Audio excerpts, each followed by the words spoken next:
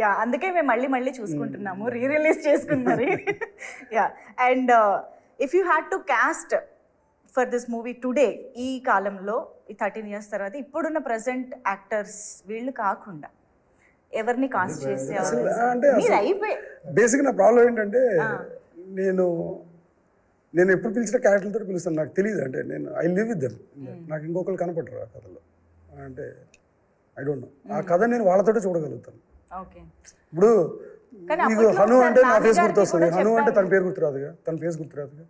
అలా నాకు ఆ స్టోరీ అంటే వీళ్ళ ఫేస్లో గుర్తొస్తుంది. ఓకే, సో ఛాన్సే లేదని అర్థమైంది మాకు.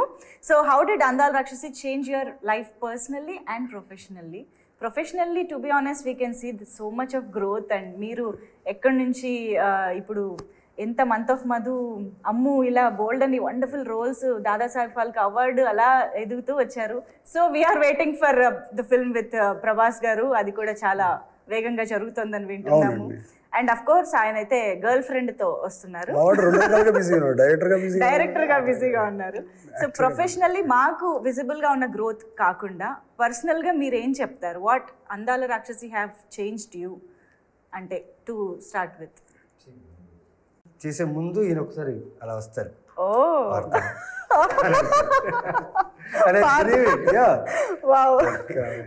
చాలా స్ట్రాంగ్ గా ఉండిపోయింది. ఒక క్యారెక్టర్ ని ఎలా తీసుకురావాలి, ఒక పాత్రని ఉన్నంత దాంట్లో ఎలా తీసుకురావాలని ఆయన దగ్గర నుంచి.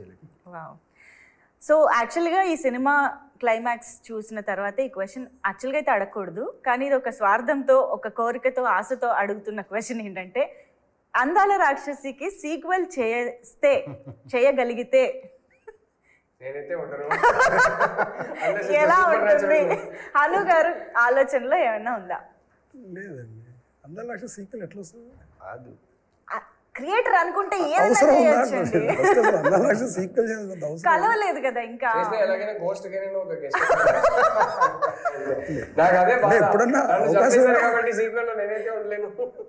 దానికి ఇంకా కరెక్ట్గా చెప్పాలంటే నేను ఇంకా బెటర్గా రాస్తాను అందాల రాక్షసిని.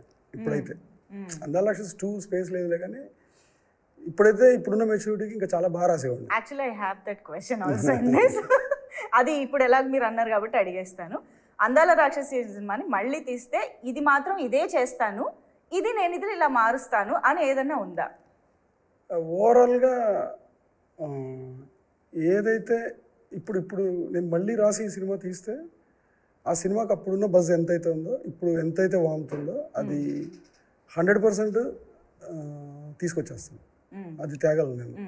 అంటే దాన్ని చాలా ఫీల్ అవుతుంది. అది అరే గ్రేట్ స్టోరీ, ఎక్కడో నేను సరిగా చేయకపోవడం వల్ల, సరిగా రాయిపోవడం వల్ల, సరిగా చేయకపోవడం వల్ల అది రీచ్ అవ్వాల్సిన స్పేస్కి అది రీచ్ అవ్వలేదు అని ఇలా ఆల్వేస్ ఫీల్. ఇప్పుడు నాకు ఏమైనా కరెక్షన్ ఛాన్స్ ఉంటే అది కరెక్ట్ చేస్తాను. 2 ఛాన్స్.